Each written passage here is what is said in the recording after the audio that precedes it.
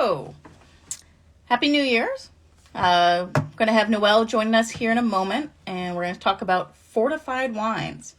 There's quite a few folks that will be having exams later this month that are going on fortified wines, and so Noelle and I want to talk a little bit about some of the blind tasting elements. And there she is. Let's get her going.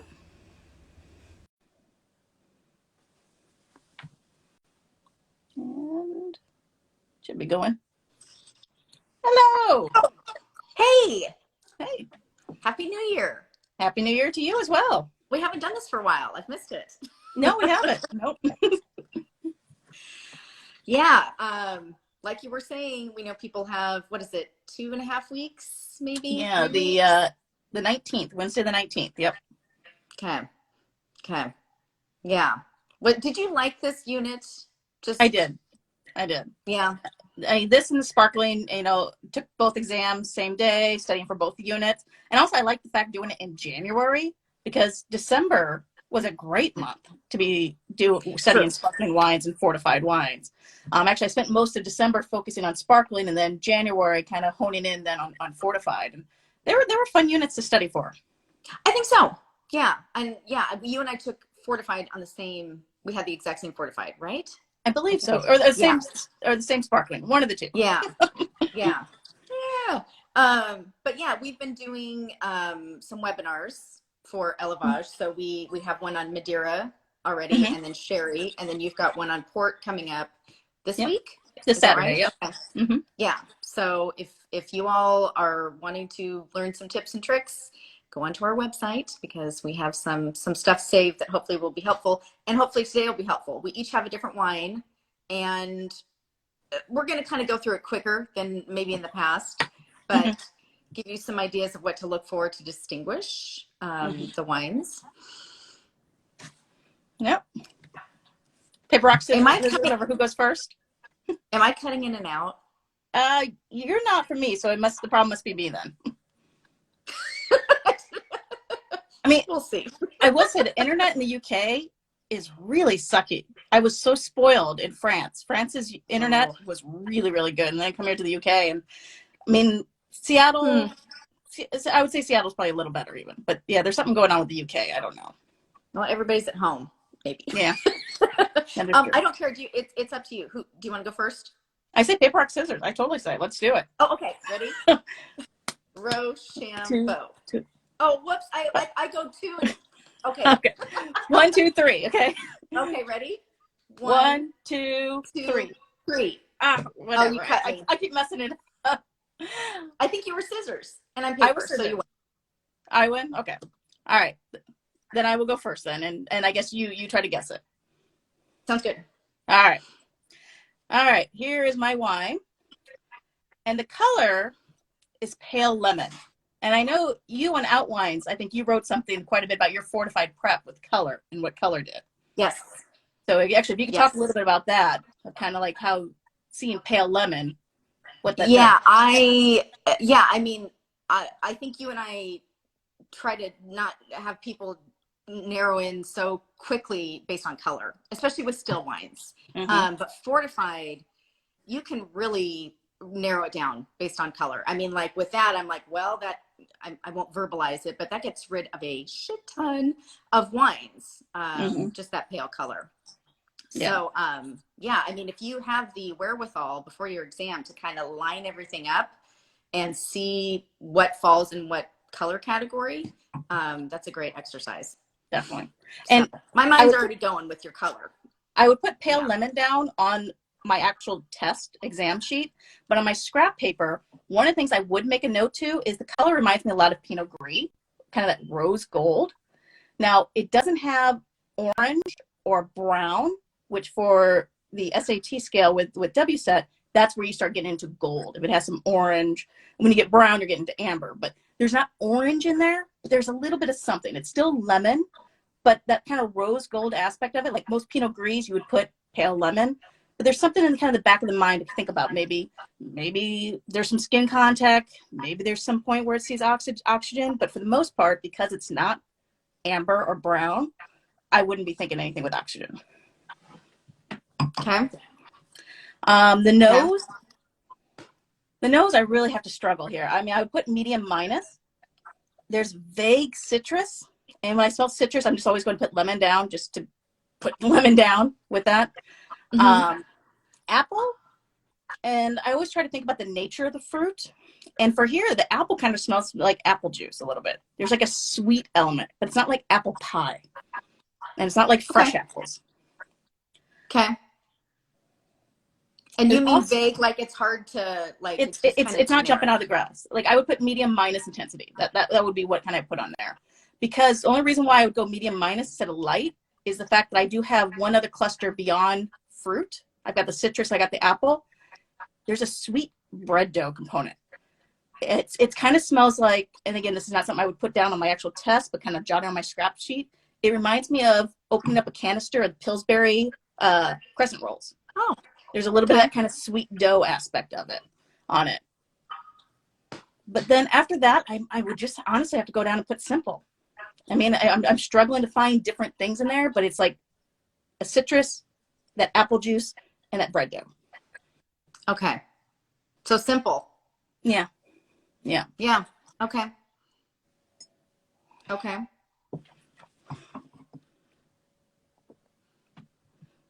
On the palate, I'm going to put sweet, but you could possibly put medium sweet here because it's not luscious and not sticky, but there is noticeable sweetness up front on it. Okay. The acid is really low on it. My mouth is not watering hardly at all on it. Interesting. Okay. Yeah. The flavors are very similar to the nose. Again, that kind of vague lemon, that apple juice, that bread dough. The only thing that's coming out new here on the palate that wasn't on the nose is there's almost like a little bit of like almond marzipan. So like I'm doing my Pillsbury crescent rolls and maybe putting like a little bit of like almonds with that, or almond ice, something like that. Interesting. Okay. Yeah. Okay. The alcohol is, I would put medium for the alcohol.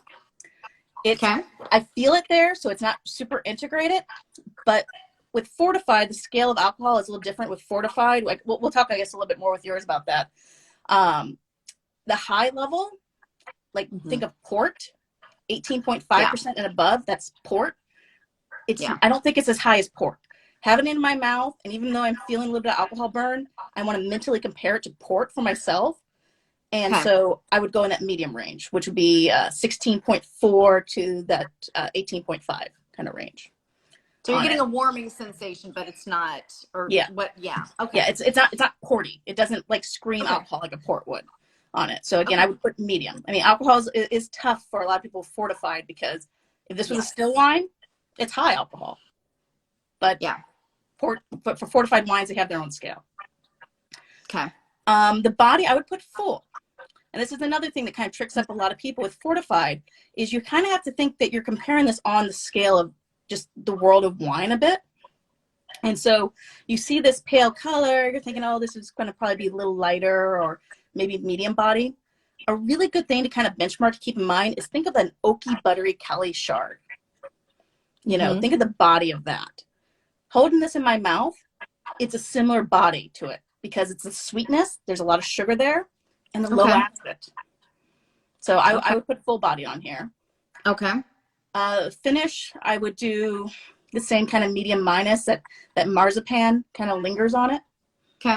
And then for quality, I would say acceptable because the balance, because I'm feeling the alcohol not as integrated, the sweetness really jumps out. Okay. And there's not much else there beyond that. Okay. No. Well, I have honed in on something, but I'm curious if anyone else has before I say anything. If you think you know what Amber is sipping on, let us know. When you see the color, when I see the color, I'm thinking, okay, it could be, hold it up again, if you wouldn't mind, just so we can see.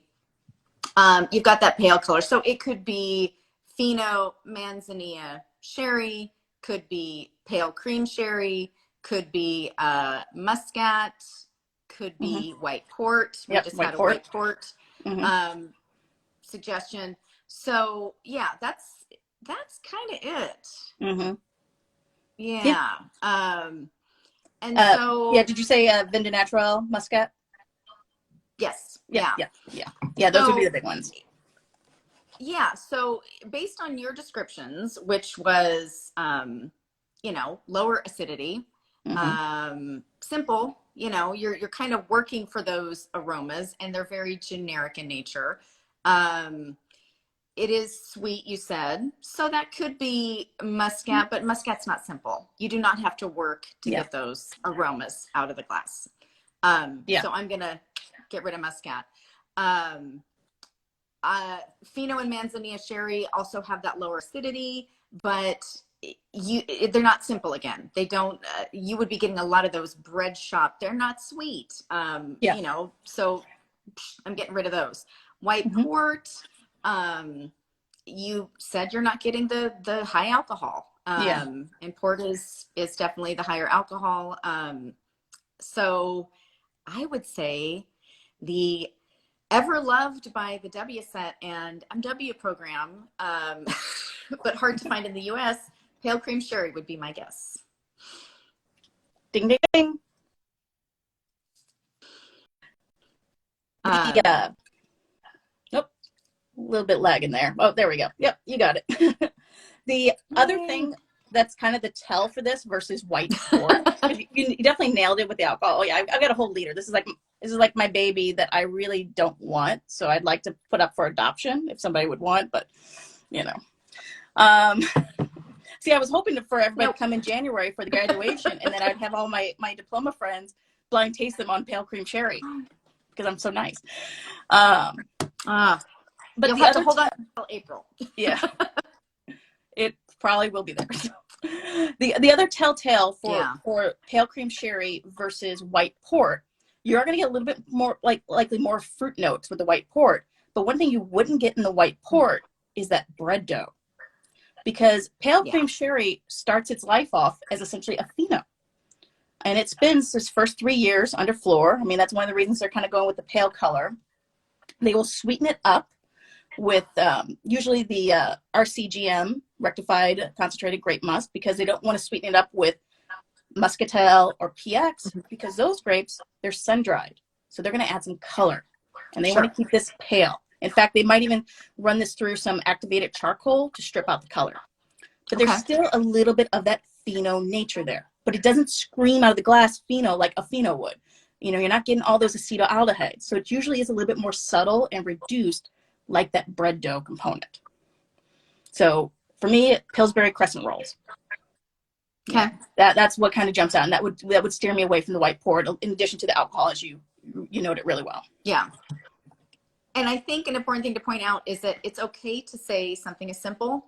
Mm-hmm. If you are really having to work at getting those aromas out of the glass and they're very generic in nature, like you were like, it's a vague citrus, like, you can't identify what it is. It's okay to put simple, but then in your quality assessment, what does that mean then? I mean, it's acceptable. Like you said, it's not, this is not going to be a very good fortified wine example. So the rest of your note has to make sense too. It's not going to be medium plus or pronounced intensity. Yeah. If it's going to be simple. So as long as your note makes sense, you're going to be in a better shape. Very true. Very true. Yeah. Okay. Well, I think I lucked out with mine. Okay. I will enjoy it vicariously through your notes. Okay. So this is mine. It is pale amber. Okay. Pale amber looking. Aromas and flavors. So aromas I would say would be medium plus, perhaps pronounced. I feel like the examiners would maybe give you either way. It's like candied orange peel, orange blossom, nuts, almonds, hazelnuts, salted caramel, like a really kind of, there is some saline in here, but it's like a little salted caramel. Okay.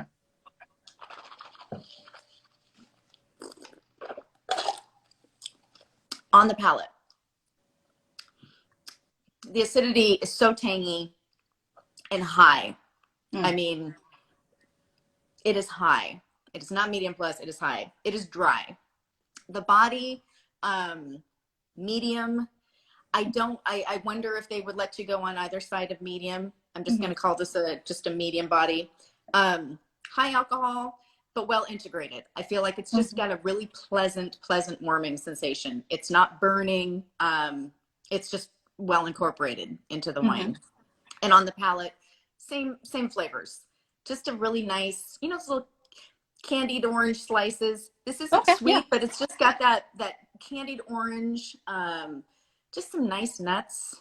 Again with the caramel, but the acidity is like, it's racy. It's tangy. Yeah. Okay. And the finish, the quality is very good. Probably an argument could be made for outstanding. I would say the acidity is a little jarring for me to put it in outstanding, and I would argue that in my note. But yeah. Any thoughts? Any thoughts based on color? Yeah. So starting with the color, when you start seeing a darker color, I mean, you're going to think, okay, there's an oxidative component. You have to also think about what's oxidized that's in our fortified unit. We've got the tawny ports. We've got Madeiras. We've got oxidative sherries, Brother Glen muscats. You've got some Vin Naturals. So there's quite a bit of a range there. With port, one of the things that you want to think about is the color, is it amber and brown, or is there a bit of red? Because you think of tawny ports, it's made with red grapes. So there would be some red in the color. So I would be looking a little closely at that to see, and it's like, okay, does it seem like this starts out as a white wine in life, or does it start out as a red wine in life with that? And so if you hold it up a little bit again. Yeah. See that, as pale as it is, I want to say that starts out probably as a white wine is what it looks like. It doesn't look tawny. I mean, your description of amber is, I would agree with that, is it's more amber, not tawny. Yeah. It's pale too. It's pretty pale. Yeah. Yeah. Yeah. So that would be that would be my first dividing line there, kind of in that brown thing. So then I'm thinking of my oxidative white fortifieds. Your description on it, you talked about a bit of fruit up front, like orange peel was popping out with that. And then the nuttiness. So I'm thinking like between, I would throw out muscat, because even though you talk about fruit, it wasn't like grapey fruit, floral fruit. You know, tropical fruits, you know, and even Brother Glen muscat, which is technically kind of a red grape, you know, it's the brown muscat. There's more going on. So I'm now between like the sherry and the Madeiras. Sherry, when I'm thinking of like Olorosos, Palo Cortados, there's a lot more nuttiness and not as much fruit component. Because you think of Palomino as a grape, it is a very, very neutral grape. Compared to the grapes of, you know, compared to the muscats, compared to the grapes of Madeira. You know, the grapes of Madeira are not aromatic, but they've got a little bit more going on. You know, they use those in the like white port, a lot of dried Portuguese wines, those same grapes. So a little bit more fruit would air me a little bit towards Madeira more than sherry. But then as soon as she said acid, that's your red flag. It's pretty much like the wine is doing a striptease in front of you. It's like, hey, I'm going to show you everything I am. If it's showing you its acid, you know it's not going to be a sherry. Sherry, low acid that's the trademark for sherry. Versus high acid, which you'd find Madeira with that. You'd also find in port, other wines. But between that Madeira and sherry, you always want to go with the acid. And I know acid can be tough for some people to judge, because you also have the other things going on in fortified wines. You know, you got like alcohol doing things. There's a lot of extract. My particular trick, and I talked about this in the Madeira webinar, is what I call the Zoolander on it. Essentially, you've got your wine, and take itty bitty little sip, only like a few drops, and try to hold it on the tip of your tongue. And then you want to press your tongue up to your lips, purse your lips, like again, you're doing Blue Seal, and then hold it there. 5 seconds, 10 seconds, and see how much your mouth is watering. Because what you're doing is, instead of keeping your tongue at rest, you're extending it. So you're making some action in your mouth that it opens up the space for all your saliva glands to have a party. With this, my mouth's not going to water as much, but I'm sure with yours, your mouth is having a party.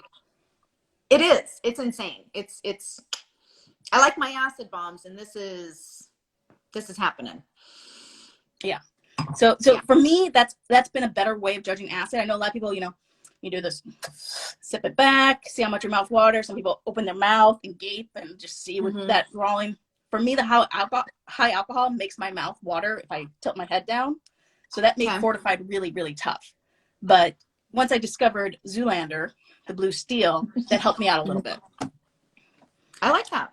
Yeah. So yeah, I'm thinking Madeira, and then you said sweetness. You actually, no, you said dry. Dry. Yeah. Okay, and I said the candied orange peels, but it's not I mean, it's orange peel and orange blossom. Yeah, but it's dry. It's okay. It's yeah. So that would take us to the beginning of the noble grapes, and that would be this Circia. There you go. All right. Yeah, you got lucked out much better than I. I did. I did.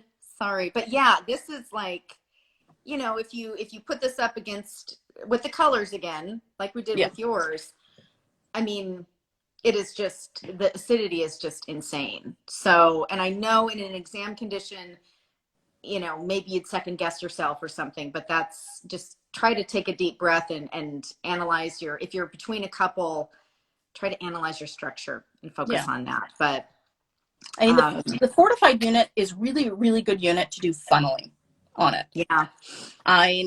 You have only so many wines that it could be, which is like a godsend, especially when you start studying D3 wines of the world. You really miss those glory days at Fortified when you knew it only had to be a handful of wine.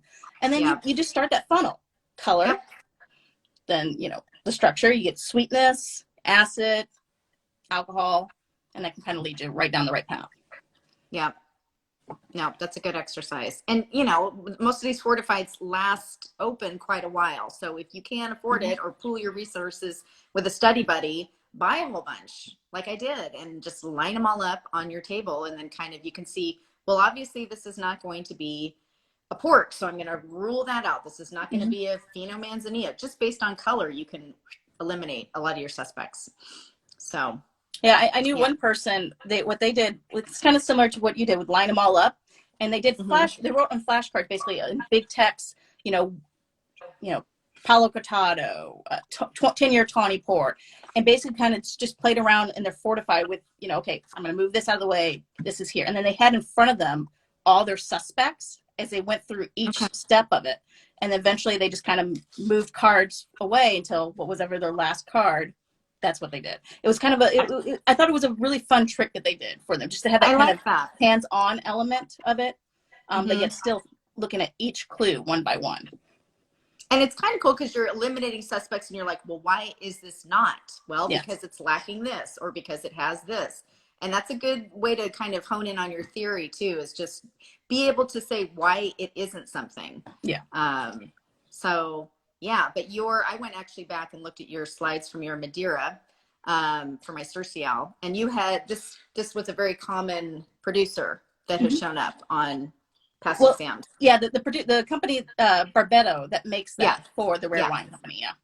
Yeah, but you had some helpful information there for students, which wines have shown up with regularity. In my sherry webinar, I went over which sherries have come up quite a bit. You know, unfortunately, pale cream and the creams are challenging to get in many markets. But hopefully your analysis has helped. And then we also want to give a shout out to Lawrence with Interpreting Wine. He has done some amazing podcasts, which are very helpful to diploma students. And I think you're going to put this in our notes, but it's episode 354. Yeah. He had Jim Gore on, and Jim discusses the difference between Oloroso and cream sherry and kind of goes through the SAT for that. And that's a very helpful episode. And thank you, Lawrence, for giving us a shout out on your most recent podcast. Yeah. Lawrence Francis, Interpreting Wine. It was a great, I still listen to it, but it was valuable for my diploma studies. He does a lot of podcasts, and he tends to try to do them around exam time. About things with blind tasting, you know, bringing in experts like Jim Gore, Masters of Wine. He did a great series where he brought people that won awards from past years doing diploma awards, and kind of what they did to prepare and their tips for success. So he's super helpful. And yes, his most recent podcast, he featured the guys from the Aussie Wine Chat, and Darren from there. Great guy. Another invaluable tool for my diploma studies. Actually, my research paper I did on the Australian wine industry, and Yeah. the Aussie Wine Chat was just like gold for that. And Darren in particular was so generous with his time with answering questions. So yes, thank you guys for this nice shout out. That's cool. Yeah. Yeah. So if you do have exams coming up, best of luck. Do check out our past webinars if you're interested. And then Amber's got a port one coming up. And next Monday, we're going to be doing similar and sparkling. Yeah. Yeah. That'll be much fun. I'm not going to do Andres, Cooks, or Corbel. I was going to say, let's let you take the higher quality one next time. So good luck, everybody, and study hard. Welcome to 2022. We're here for you, and yeah, you've got this. Yep. Okay. Have a good one. Take care. Bye.